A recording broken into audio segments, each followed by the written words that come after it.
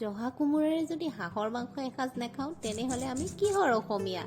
সেয়েহে আজি গেছত বনাই কিদৰে চৌকাৰ দৰে সোৱাদ আনিব পাৰি হাঁহৰ মাংসৰ তাৰে এটা সুন্দৰ ৰেচিপি আপোনালোকলৈ লৈ আহিলোঁ। তেনেহ'লে বিশেষ একো নকৈ একেবাৰে জুহালতে লগ হওঁ। সেয়েহে কৈছোঁ কেৰাহীত পাতিছোঁ হাঁহ, খাওঁ যদি সোনকালে ব'লক জুহালত লগ হৈ আছোঁ।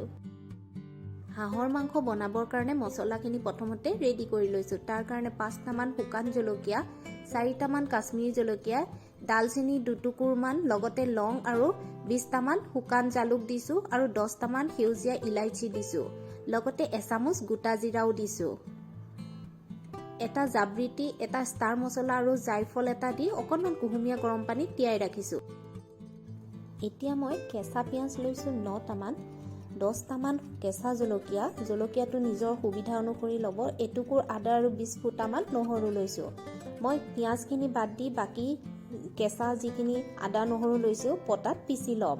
এতিয়া এটা আপোনালোকক টিপছ দিওঁ, আপোনালোকে যদি পটাত পিচিবলৈ অকণমান এলাহ কৰে তেতিয়া কি কৰিব, অকণমান থেতেলিয়াই ল'ব পটাত, তাৰপিছত মিক্সিত সৰু জাৰটোত দি পেলাই গুড়ি কৰি ল'ব। তাৰপিছত মিক্সি জাৰৰ পৰা উলিয়াই আনি আকৌ এবাৰ এনেই পটাত পিচি ল'ব। তেতিয়া কি হয়, পটাত পিচাৰ যিটো মছলাৰ গোন্ধ সেইটো ভালদৰে থাকি যায়।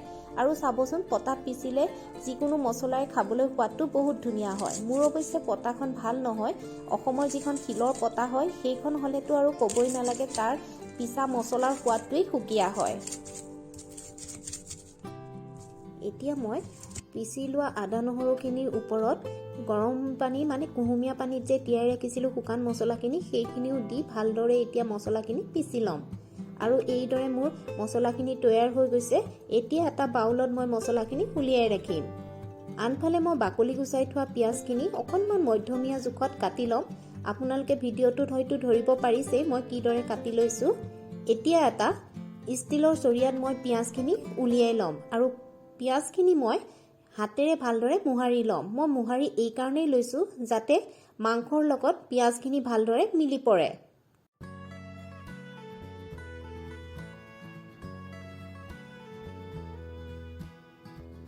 এতিয়া পিঁয়াজখিনিৰ ওপৰত মই প্ৰায় 900 গ্ৰাম ওজনৰ হাঁহৰ মাংস দিছোঁ আৰু এতিয়া এখন ডাঙৰ চামুচৰ জোখাৰে মই এচামুচ হালধি দিছোঁ। আপোনালোকে ভিডিঅ'টোত হয়তো সৰু চামুচ দেখিছে, সেইকাৰণে মই কৈছোঁ ডাঙৰ চামুচেৰে মই এচামুচ দিছোঁ। সৰু চামুচেৰে এচামুচ জিৰা গুড়ি দিছোঁ। জিৰা গুড়ি সৰু চামুচেৰেহে দিছোঁ, যিহেতু মই শুকান মছলাখিনি যিখিনি পিচি লৈছিলোঁ তাত মই জিৰা দিছিলোঁ। সৰু চামুচেৰে এচামুচ মই কাশ্মীৰী মিৰ্চ দিছোঁ। এইখিনি কুটিলাল যিটো পায় সেই কুটিলাল মই কাশ্মীৰী মিৰ্চ দিছোঁ। আৰু ডাঙৰ চামুচেৰে এচামুচ ধনিয়া গুড়ি দিছোঁ।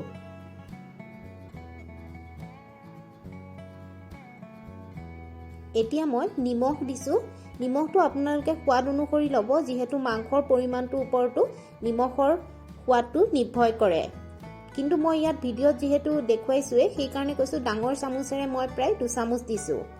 এতিয়া মই পিচি থোৱা মছলাখিনি মাংসখিনিৰ ওপৰত দিম। ইয়াত দিয়াৰ হোৱাৰ পিছত মই ভালদৰে মাংসখিনি সানি ল'ম। প্ৰথমতে মছলাখিনিৰ সৈতে মই মাংসখিনি সানি লৈছোঁ। এতিয়া কেঁচা মিঠাতেল মই মাংসখিনিৰ ওপৰত দি ভালদৰে সানি ল'ম আৰু এইদৰে মাংসখিনি সানি মই প্ৰায় আধা ঘণ্টাৰ কাৰণে মেৰিনেট কৰি থ'ম।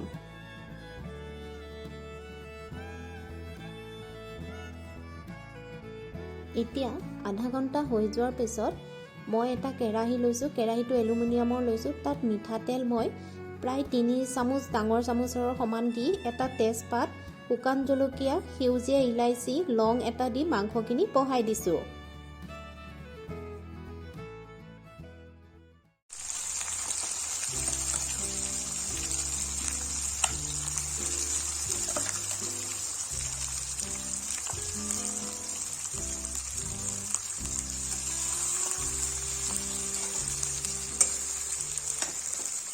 এতিয়া মই মাংসখিনি হেতাৰে এবাৰ ভালদৰে লৰাই দিম আৰু যেতিয়া মই তেলত মাংসখিনি বঢ়াইছিলোঁ তেতিয়া মই গেছৰ জুইটো বঢ়াই ৰাখিছিলোঁ আৰু মাংসখিনি এবাৰ ভালদৰে লৰাই যেতিয়া ঢাকন মাৰি দিম তেতিয়া পিছত মই জুইটো সিমত ৰাখিম আৰু এই মাংসখিনি মই প্ৰায় 1 ঘণ্টামান ভাজিছিলোঁ আৰু সিমত দিয়ে মই এই গোটেই মাংসখিনি ভাজিছিলোঁ। এতিয়া ঢাকন মাৰি দিছোঁ আৰু কাষতে মই কেইটামান জালুক গৰমাই লৈছোঁ। এইটো মই পিছত ক'ম কিয় মই জালুকটো গৰমাই লৈছোঁ। এতিয়া ঢাকনখন আঁতৰাই দি মই আকৌ এবাৰ হেতাৰে মাংসখিনি লৰাই দিম।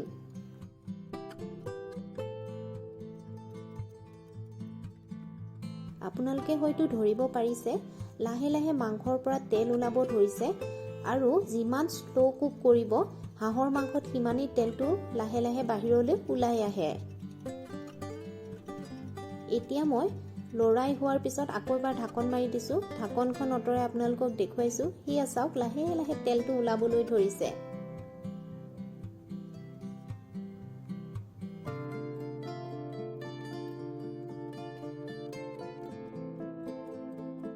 এইদৰে মই হাঁহৰ মাংসখিনি প্ৰায় 1 ঘণ্টামান ভাজিম আৰু 1 ঘণ্টা প্ৰায় হৈছে। এতিয়া মই ইয়াত লাহেকৈ কাটি থোৱা কোমোৰাখিনি দিম।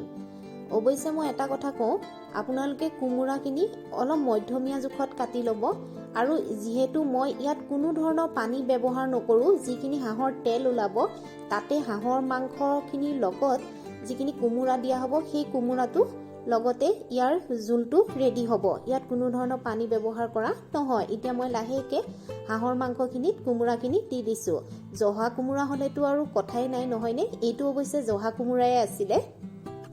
এতিয়া মই এবাৰ ভালদৰে কোমোৰাখিনি লৰাই দিম আৰু এই কোমোৰা দি পেলাই মই হাঁহৰ মাংসখিনি এতিয়া প্ৰায় আধা ঘণ্টামান এইদৰে চিমত হ'বলৈ দিম।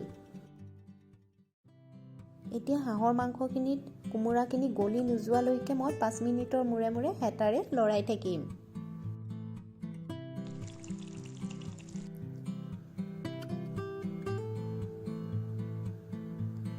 এতিয়া চাওকচোন এই কোমোৰাখিনি হাঁহৰ মাংসৰ লগত কিদৰে মিলি পৰিছে।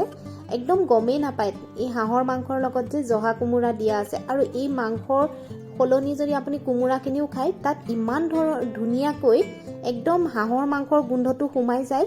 এতিয়া মই এচামুচ ডাঙৰ চামুচেৰে মই যে কৈছিলোঁ আপোনালোকক জালুকখিনি কি কৰোঁ পিছত জনাম, সেই জালুকৰ পিচি লৈ মই অকণমান গুড়ি দি দিছোঁ। জালুকৰ গুড়িটো আপোনালোকে নিজৰ সুবিধা অনুসৰি দিব, যিহেতু সকলোৱে জ্বলা খাব নোৱাৰিবও পাৰে। কিন্তু মই কওঁ আপোনালোকে পাৰিলে অকণমান হ'লেও জালুকৰ গুড়িৰ ওপৰত ছটিয়াই দিব। যদি হাঁহৰ মাংসৰ লগত জহা কোমোৰা আৰু তাতে যদি অকণমান জালুকৰ গুড়ি হয়, কি ক'ম আৰু, ক'বলৈ যেন কোনো ভাষাই নাই, ইমানেই সোৱাদ লগা হয়। গতিকে মই এতিয়া শেষত অকণমান ধনিয়া পাত দি দিছোঁ পৰিৱেশনৰ কাৰণে। আৰু আপোনালোকক ভিডিঅ'টো মই জুম কৰি এইকাৰণে দেখুৱাইছোঁ, দেখিছেনে তেলটো কি ধুনীয়াকৈ বিৰিঙি ওলাইছে। এতিয়া মই এটা কাঁহৰ বাতিত হাঁহৰ মাংসখিনি অকণমান পৰিৱেশন কৰিবৰ কাৰণে আপোনালোকক দেখুৱাই দিছোঁ। অৱশ্যে কাঁহৰ বাতিত যদি হাঁহৰ মাংস দিওঁ তাৰ বোলে সোৱাদটো আৰু বেলেগ এটা সুকীয়া হয়। লগতে অসমীয়া হিচাপে এটা পৰিচয়ো থাকে নহয় জানো। আচলতে মই হাঁহৰ মাংসখিনি লৈ ৰৈ থাকিব পৰা নাই, গতিকে মই সোনকালে যাওঁ হাঁহৰ মাংসৰ সোৱাদ লওঁ। আৰু শেষত আপোনালোকক কওঁ, মোক যিদৰে আপোনালোকে মৰম দি গৈছে সেইদৰে আগলৈও দিব বুলি আশা কৰিছোঁ। মোৰ যদি ভিডিঅ'টো ভাল লাগিছে তেনেহ'লে লাইক, শ্বেয়াৰ আৰু ছাবস্ক্ৰাইব কৰিবলৈ নাপাহৰিব। আপোনালোকৰ বহুমূলীয়া মৰম মোৰ কাৰণে আশীৰ্বাদ। ধন্যবাদ।